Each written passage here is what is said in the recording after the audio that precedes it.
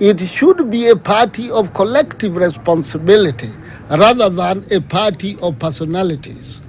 Kenya must evolve a system of safeguarding interest of all wananchi throughout. These coming party elections should not be based on tribal grouping, regional or administrative boundaries. Our efforts to keep Kenya united would be meaningless if we were to base our decision on ethnic considerations. Individual candidates should be judged by their qualities and ability to perform their duties to the party. In approaching Kenya problems, we should be mindful of the fact that the majority of our people are still poor and need to be uplifted. This should be one of the main tasks of all party officials. Such officials can only make work easy for our president if we are prepared to identify ourselves fully with those problems of wananchi. The elected official should be prepared to sacrifice their time to help the president in his efforts of national development. Press must be a champion of the social, political, and economic development of the people. It must thus seek to report on the efforts of the people to bring about these developments. The press must indeed go further than this and champion those social, political, and economic systems best suited for the development of Africa. In a nutshell, the press must be involved in championing the correct direction of development in Africa.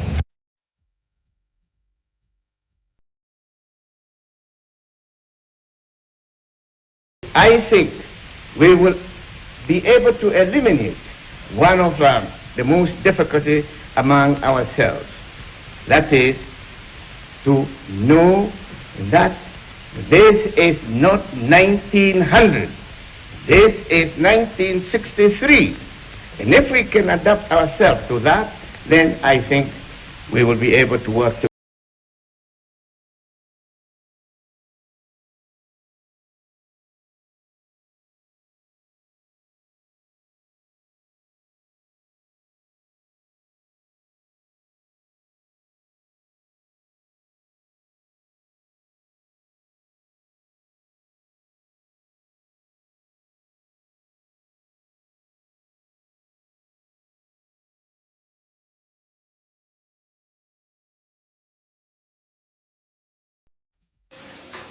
All right, just going down through the vista of time and listening from our first president, Jomo Kenyatta, in 1963, there imploring Kenyans to be hardworking, to observe peace, and also to be adaptive to the wind of change.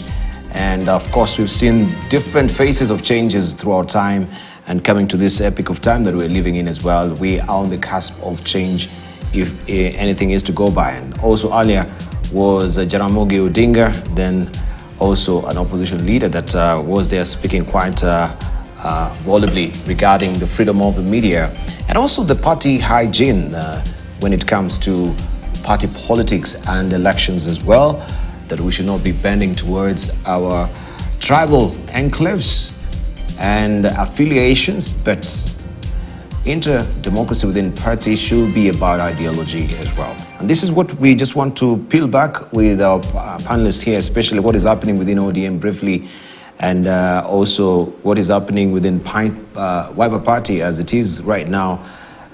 We are holding court this morning with Dan Manzo on this tail end of the program right now, who is a senator of Makueni. Also, we have with us Dr. James Nyakal, who is member of Parliament for Seven, also a member in the Health Committee in the National Assembly.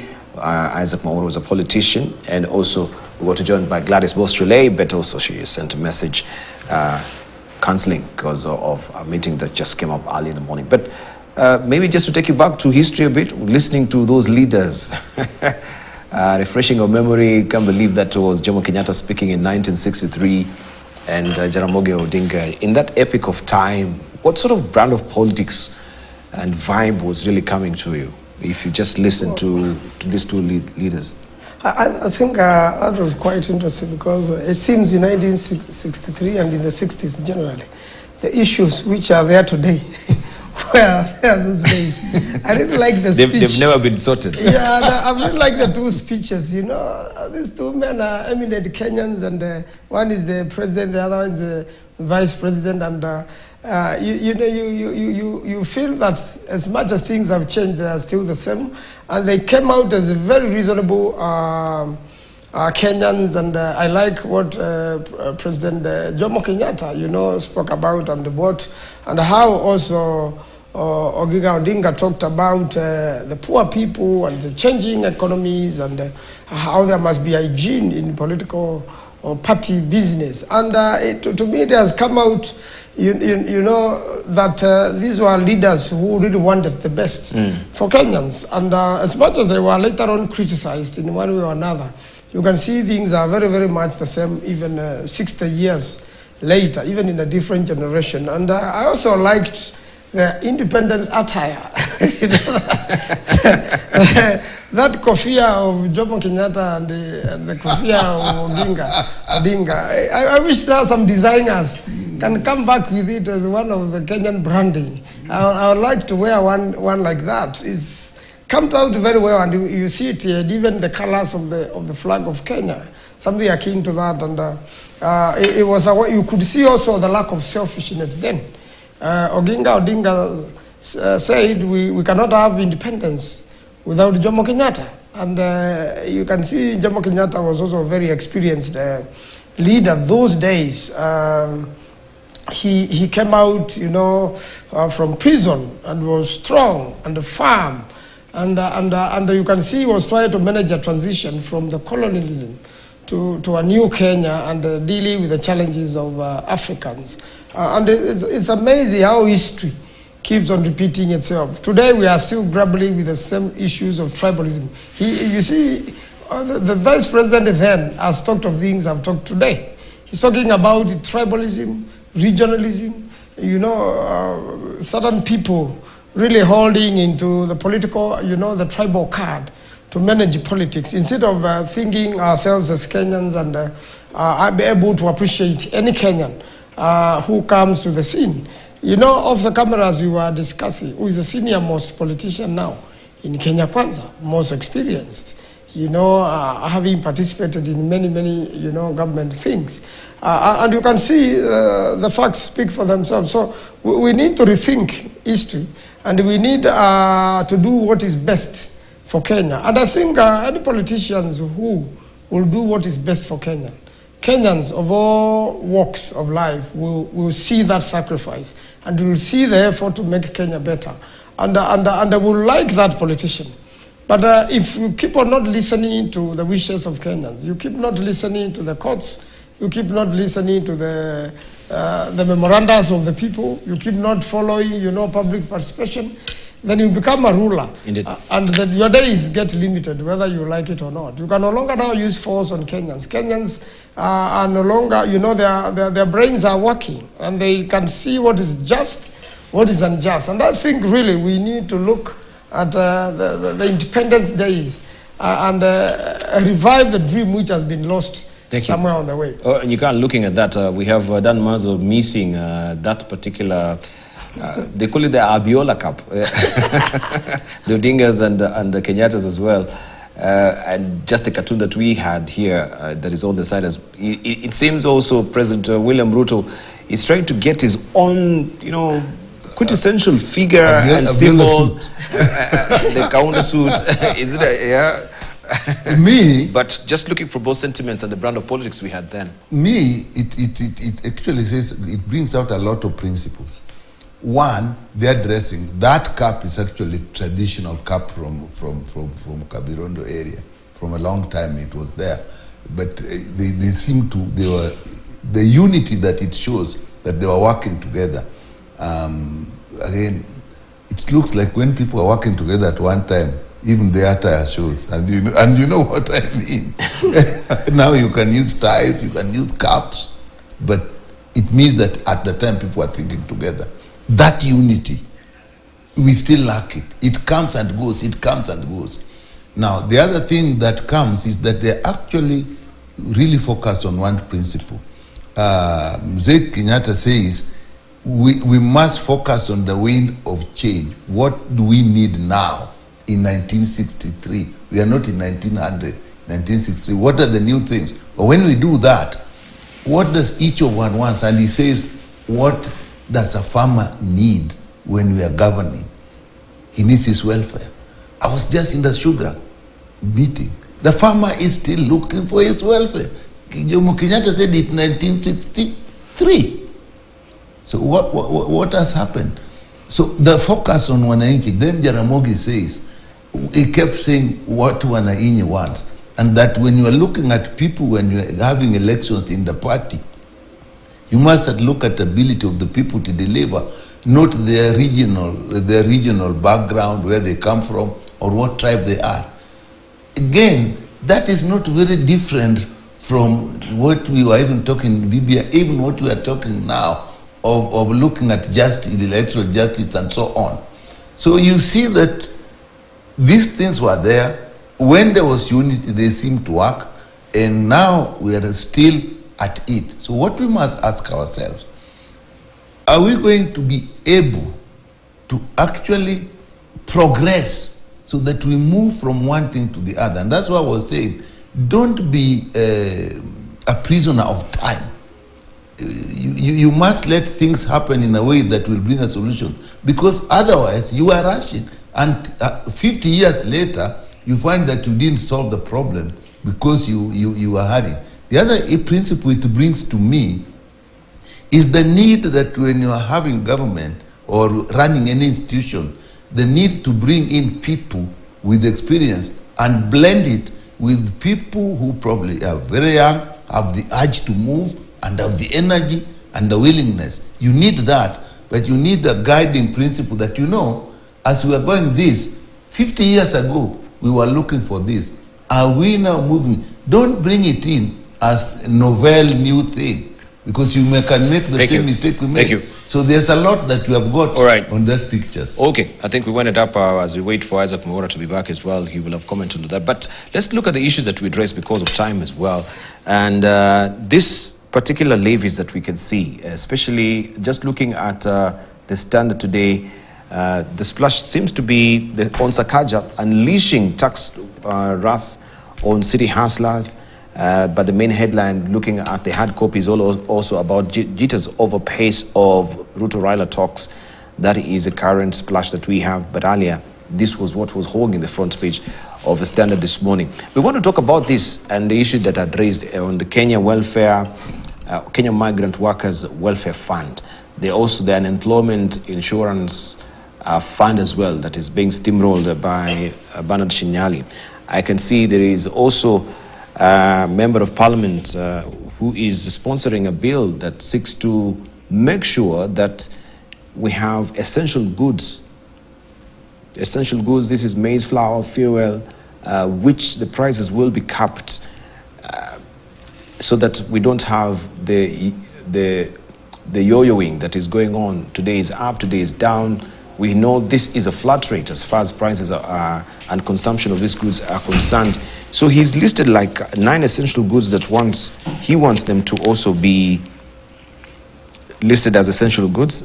This is maize flour or maize flour, paraffin, diesel, petrol, wheat flour, rice, cooking oil, cooking fat, and sugar. He's saying, this is Christopher Seka from Member of Parliament Kisero. He said that the move was meant to cushion Kenyans from exploitation. Let's just discuss all this melange of issues that I've put on the table so far, especially in light of the tax burden that Kenyans are facing. Dr. Nyikao. It's just one thing. It's the welfare of the people. So if the welfare of the people is not considered, the welfare of Wananchi, then you see all these things coming. When we are talking of controlling the price of essential goods, what are we saying? We are saying people can't afford these things. When we are bringing very many levies, we want migrant worker levies, even the free housing becoming all unemployment. This again, we are saying that there are a portion of the people who are actually very vulnerable and we need to protect them. What all this thing is saying in my mind is that we don't have a comprehensive policy that looks at the essentials for the people and also looks at vulnerable people. Because if the price of commodities is accessible, you then have less vulnerable people. From the members of parliament, I know what motivates them. When members of parliament go to their constituencies, they feel the needs of the people. School fees, they come to your house. People come that they have not eaten for 2 days. People come that they cannot buy the medicine because their NHF is not working. So suddenly you realize that we are not looking after the people. And you see more and more. So then we start reacting individually or in groups. In my mind, when you see all these things, it means we must go back and look at first of the economy. If you now want to control these goods, the economists will tell you that you must let the economy operate. So if the economy is operating well, what do we do to make sure that the people can survive in that economy? Now, when we think that we can't make ends meet in running the system, then we quickly run to taxes. It only makes matters worse. So what, in my view, we are seeing is an economy that is not comprehensively looked at policy-wise, to look at all the segments that need protection and put it together. As you are saying, there are things you have been mentioning. We are going to come to the 3 to 4 bills in health. If you look at them, again, are people achieving? Now we go back to what we are talking about, what Jaramogi was saying, what Mzee Kenyatta was saying. Again, the people. So if we don't look at the system in a way that the welfare, the basic welfare of the people is taken care of, then all these small things that people are doing in groups is what you will see. So all these are an indication that we need to go back, look at the basics, our basic laws, our basic economic structures, our basic, even if you look at the university admission, it'll tell you that the kids are coming, now they have gone, and the system did not deliver the money that the government said would deliver in time. There was just no harmony in the timing of going to universities and the timing of providing the money. So now first of all, they were with us in our constituencies, and they were saying, how do I go? We said, no, you are only going to pay a small percentage, the rest is going to be paid by the government. When and how? Then how did we solve it? Let them just go, then we are going to work that one out. Now the problem are in the universities. They are saying there, and some universities are defying the government orders, we want you to pay now. In my view, the whole thing is that we have not looked at our system comprehensively. And I go back to what Jaramogi was saying and Kenyatta was saying, selfishness and lack of focus on what the people need. All right, Isaac Mwaura, I want just you briefly to comment on that issue of the Kenya Migrant Workers Welfare Fund, that any person in diaspora will be mandated, it will be mandatory for you to actually pay into this particular kitty at the end of the day. Do you think this is a good salutary move that is coming from government when it comes to the welfare? There's this welfare, there is the unemployment insurance bill, or unemployment insurance fund that also seeks to be taxing the employer 1% and the employee fund and the employee 1%, to a kitty that now when there is retrenchment, then at least you have a cushion and a landing pad, so to speak, for you to organize yourself and pick up as you move on. There is that. There is also I'm learning of new taxes. I think the government's nostrils, they're flaring right now, trying to sniff out any other hole that can actually get some taxes. There is also the blank tape levy that will be coming into effect on the 15th of this month as well. So, and that will also adversely affect the prices of mobiles and other gadgets, USBs, CDs, if you're using that as well, from the point of manufacturer or even to the point of entry into the country, that is also another source of tax, and that is coming from the Copyright Acts, as it were. So Kekoba will be able to tell us more about and inform us on that. But all these taxes that are now falling on Wananchi, looking at Sakaja as well, what is your thought? I think by the time I stepped out a little bit. You feel disconnected? No, there was the issue of Jaramogi Oginga Odinga speaking yes. there and Jomo Kenyatta. Those two started out as Siamese twins. You can see they were even wearing the same Luok headgear. By the time they left the country, they had divided right down the middle, and that's why the people from the mountain and the people from the lake for a long time did not see eye to eye, even when they were in the opposition. Uhuru and Raila tried to bring them together, but just as Albert Einstein said, that the knowledge that you have when you're creating the problem is not the same that you will need when you are trying to resolve it. And so they did not succeed because it was supposed to be a game show. But I think we all know from a point of public policy, that good intentions are never enough. They are never. In fact, when I listened to Dr. Nikal here, a member of parliament has a challenge of having long-term solutions through policy, legislations, budgetary allocations and all of that, medium term to long term, and solving the immediate problem. So yesterday I had a conversation with a fellow former member of parliament, and he was telling me of how another one who had served 3 terms was saying that recently he was called by somebody from Kirinyaga, because he was a member there, asking him that he should accompany him to Kenyatta National Hospital because he has a sick patient or relative who needed blood. So he was bemoaning the fact that he did not make it to the next election, to go back to parliament. But people now know he does not have money. They are actually asking for his blood.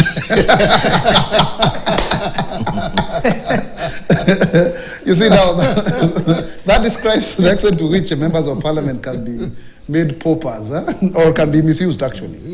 Because the demand from people will never end. And the people who go to parliament, by the way, let me say this, are do-gooders. They are basically 2 people. I write that a lot in the Star. They are businessmen, out of philanthropy. They wanted to do good, they go. They make better money, they are in politics.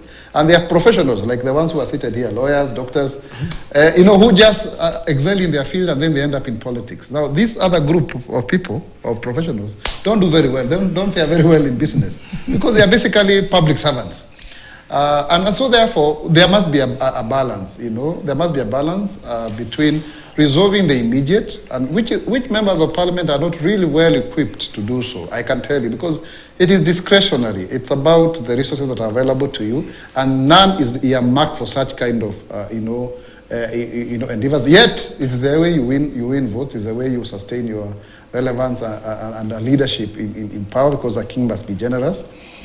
But now, long-term solutions, which is what you're asking, will also boil down to taxation. It will mean if you have to provide for roads and all of that, then you have to tax people. And unfortunately, we have we have a very inefficient government, so to speak. I wish there are studies that can show how efficient, like there should be some coefficients that shows that this government is efficient to what extent, and there should be some index that helps people to understand that, because to what extent then therefore do taxes translate to public service delivery? That is something that depends on the quality of leadership, the systems and structures within a given jurisdiction, the level of awareness, and there's always that balance between taxing the rich to enable the poor. So that whole issue you're asking about social welfare, some of those taxes, I'm sure, they are just proposals in law. They may not see light of day, for very obvious reason. If you have an employment fund, kitty, really, how much can you get from people, and what will you give them? How do you determine whether somebody qualifies for it? So I think that's not the area we want to go to. We would rather generate jobs more. On issues of migrant workers, for sure there is a problem. And the problem may not necessarily because of the kitty, although it will help a lot. I've had to, to bring back, bodies of people who have died in other countries like Saudi Arabia. And sometimes you have to fundraise because they don't even have money to bring the casket. I think the issue also is about power relations. When we do bilateral agreements, we don't seem to negotiate very well with the other country. And there is an element of racism involved, where because you are from an African country, then you are less of a mortal. So that I have seen a lot. Even when you have a dispute between maybe an agent here in Kenya and another one in another country, the other agency has got more latitude than a Kenyan, if there are matters to do with some dispute. So I think there we need to really fine tune, because countries such as Philippines and what have you, they have India, they have better deals. We need to really up our game, especially at the Ministry of Labor and Social Protection. I think there's a lot of work that needs to be done there. But then, yes, it is true, increasingly, and I really laud the President for focusing here, and that's why we have now the immigration reforms, that we are getting more money from remittances than even our cash crops. And so therefore then a migrant kitty is important. I also would want to suggest that we should also have some investment vehicles for them, that people don't get swindled. Yesterday somebody was telling me how a husband went to work out of the country, left the wife here with 3 children, was sending money for 5 years, and then he couldn't come, and they were supposed to have bought a property. When he came back, he found the wife had got remarried and built the house with another man. At least the house was built. No, but you can imagine, Dr. Jikal, 5 years of savings are also being taken over by another man. Shame on to that man, because you don't take out another man's wealth. But anyway, let me say this: people are being swindled every other day. But so we need to really protect them. Yeah. Yeah. Also, the good book says that you shall build a house, and another man will live in it. Which Bible verse is that? You find it in the Bible, the book of Proverbs as well. Yeah? After you are dead, maybe. But anyway, yeah. All right. I want us just to wind up the program by picking the brains of Dr. Nyikal as well, because you're in the Health Committee, and this is a debate we also had, I think, last week on the radical proposals that we have in the new health bill. That some of the issues that are raised there, if my director may just pick up this particular item that is there. We see radical issues that the proposals in the health bill is stipulating. The mandatory registration for all Kenyans for the Social Insurance Health Fund. Now this will be morphing National Health Insurance Fund into Social Health Insurance Fund. Kenyans not registered for this SHIF to be denied public services in the national and county government institutions, children to be registered at birth once bill becomes law, and non-Kenyans who have resided in the country for 12 months eligible for registration. And it goes on and on, deduction of up to 2.75% of gross pay to be channeled to SHIF. I'll get used to now pronouncing that as well, to easily trip off my tongue. But out of these issues, first of all, when you looked at this proposal, you as a medical doctor, what really came up to your mind? Well, they're talking of 4 bills actually. Yes. This is one of them, the Social Health Insurance Fund, which is basically a National Social Health Insurance Fund, or NHIF, that's what it is. But we're now saying it is social. The difference between NHIF and NSSIF, the Social Health Insurance Fund and the other National Health Insurance Fund, when it is social, everybody pays. Everybody pays according to their ability, and everybody benefits according to their need. That is the definition that came from Bismarck, because that's where it all started. So anybody pays regardless whether you are employed or not? Yes. And whether you're employed or not? Whether you're employed or not. Then you will have those who are employed. It is easy to actually get them paid, because that is done by law and by deductions. And that's what NHIF has been. Everybody who is employed has been paying according to their ability, and they should get service according to their need. But many people are actually not even getting the service, because some are even doing double. They were paying NHIF and buying insurance. So, but that is there. Now, everybody pays is then you actually work out, and this has been the most difficult bit, that if you say people who are paying voluntarily, then you get what is called adverse selection.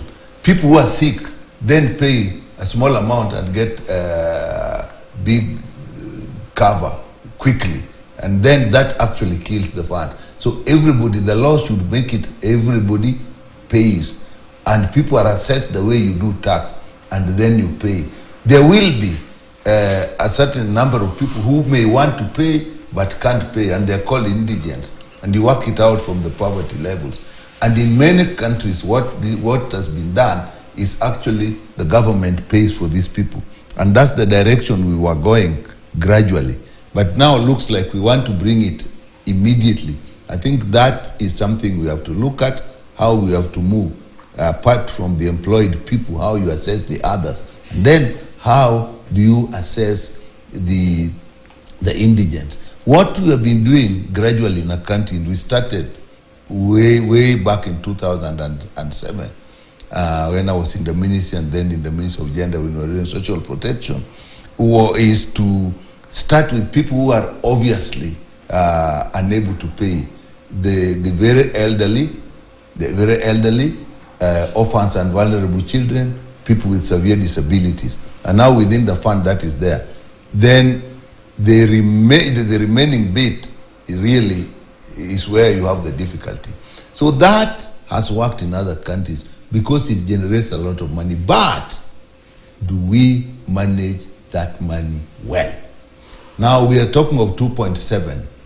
Again, that's a huge money, and we are saying there are many levies. So it will face an opposition on that one. So that is just that bit. Then we are talking of a primary health care fund. I don't know how that is going to be done, because these bills have not come to us. They have been proposed, they're still coming to Parliament.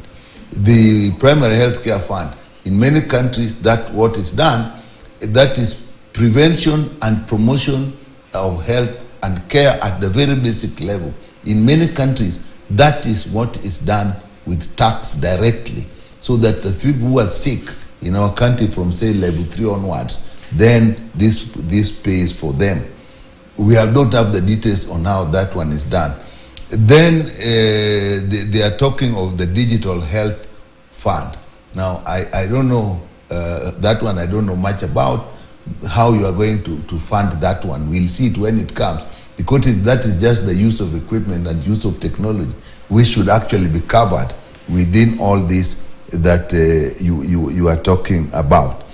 Now, there is the basic issue about all this in implementation. Health is devolved, and this policy is actually being worked out at the national level. And what has struck me more than anything else, that the governors have come out against it. Mm-hmm. And if you want to do health and the governors are against it, whether you have the money, whether you have the staff, are you going to succeed? No. Because a large majority of health for the people, even in public service, is at the county level. You have only 4 or 5 national referral hospitals that are run by nationally. They can't cover the country. Then the question is, and I've been saying, implementation process. When we were starting this, were the governors involved? Governor Muthiomi Njuki actually said something, that there should have been his words were, there's need for respect between the two levels of government. That he said the legal people from the national government and the legal people from the county government should have met before this thing went out for public participation. That's a key statement. Interestingly, that thing he was crying for is in the Constitution. We have the Intergovernmental Relations Technical Committee. And that is where the technical people from the national government is still being headed by Professor Kabare? Karege Mutai, yes. Is he still on or retired? He left. He left, okay. So forget about who is doing it. So that is where the technical people from the national government and the technical people from the county government meet. And then when they formulate a policy or they make a decision, both of them are involved. This then should be actually escalated to the Council of Governors. Now, not as an issue that will be fought about, but as an issue that has been agreed. But why is that not happening? Structural issue, in my mind. When we started with devolution, there was the Transition Authority, which was actually housed in the national government. I think that was a mistake. Should have been independent, like the Commission for Implementation of the Institution of Nyachai then. So because it was there, the governors literally didn't like it. So the Council of Governors created a secretariat for the Council of Governors, which grew, became a body, is very strong. Now when that died, and we then implemented the Intergovernmental Technical Relations Committee, now this is another thing coming. The other one has grown, is the creation of the governors through the Council of Governors. Functionally, it has more power than this one, which is actually what is there by law. And in this one, there are fora where the technical people of both sides meet, advise the minister, advise the governors. There is a technical problem, and that is not affecting health only. That is affecting all areas, whether it is agriculture, whether it is water. But health is loud because of its need, and also because of the organized structure of the health, the many health employees. Thank you. So what I'm saying, it is a good idea, too many things coming at the same time. And so the implementation process has to be meticulous, and we will see when these bills come to us. So how come the Senate has not teased out this issue of a secretariat, which is the creation of a Council of Governors that now is sort of duplicating or overlapping the duties of Intergovernmental Relations Committee, which is mandated and of course predicated under law as it is right now? Do you first of all hold with the view that Dr. Nyikal is espousing regarding the frosty relation that is there? Yes, I do hold the same view, and health is... not generally about just health, because we don't begin from there. I think it's built up. I just wanted to, yes, for this functions. I just want to deal with the devolved functions and then come to this new bill, which is already being debated at the National Assembly. And I believe it's going to come to Senate because it is dealing with a devolved function. And then we can thrash it more. I want to agree with Dr. Nyikal, who is an expert in this area, having been a permanent secretary in the Ministry of Health during the Kibaki regime, and he performed very well those days, that we should have proper advice. And I believe when he's at National Assembly, he's going to advise correctly, because when two functions overlap, then there is bound to be confusion. We should go by the legal body, which is under the Constitution, because the Constitution is all sorts of law. Anything which is inconsistent of the Constitution then becomes null and void. So we need to align, the activities of COG with the activities of the body mandated by the Constitution to deal with all that, so that we don't have two parallel systems serving the same system and causing confusion and conflict at the same time. It is a very serious matter how this is going to be implemented. It is a new thing. We used to have NHIF, and now we have HIF. And how do you bring all Kenyans on board? Is it by force? Is it by consent? What do you do to Kenyans who cannot afford this? How do you take care of them? And how do you make sure when they go to hospitals that their bills are taken care of? There is a very serious disconnect, and it is eventually going back to the leadership and to leaders. People are in hospitals, they are unable to pay their bills, their person has passed away, and the body cannot be released. And then government or county government has to bear that expense in one way or another. And we must come up with a structure which really accommodates Kenyans, and especially the impoverished one. And I want to say the current structures which are there are leaving the common man suffering more than they have ever suffered before. And they keep on giving feedback to elected leaders as to what is happening to their lives. And it has now resulted as a responsibility of the leadership, so that you end up going into your pocket to take care of some of these social issues. You're really under pressure to do so, because if somebody is being treated and they are stuck in hospital, the bills are not paid. somehow that person has to leave the hospital. Thank you. And it's really been a problem. Right. I wanted just to get clarification when we talk about Kenyans not registered for SHIF to be denied public services in national and county governments institutions. Let me does come that to mean? that. I didn't finish it, and then we go to our friend. If you have a social health insurance fund, then nobody is denied, because all people who are employed paid, people who are able But I pay feel taxed, and then let me just finish. So then when the very unable people are paid for the government, it means therefore everybody has paid, and therefore nobody should be denied. Okay, but you've just said that now it's mandatory whether I'm employed or not. Yes. So where do I get the money to pay for this fund if I'm not employed, Isaac Mora? When it is definition of unemployment, there are a lot of people who are employed and much, the definition of unemployment, like people who are self-employed, a large number would do. No, we know what you're talking about when you talk about unemployment. People who are not self-employed and who are not employed at all, Yeah, and that's can hardly. That's what I'm live a day asking. in this That's the country. bracket we want to address. That bracket normally in countries are actually paid for by the government, and it's carefully worked out, and therefore nobody should be denied. No, we should not ride on assumptions. If it's mandatory, we need to get clarity. What does it mean I'll be denied? So that I don't, so I'm not surprised. No, the law that we have now.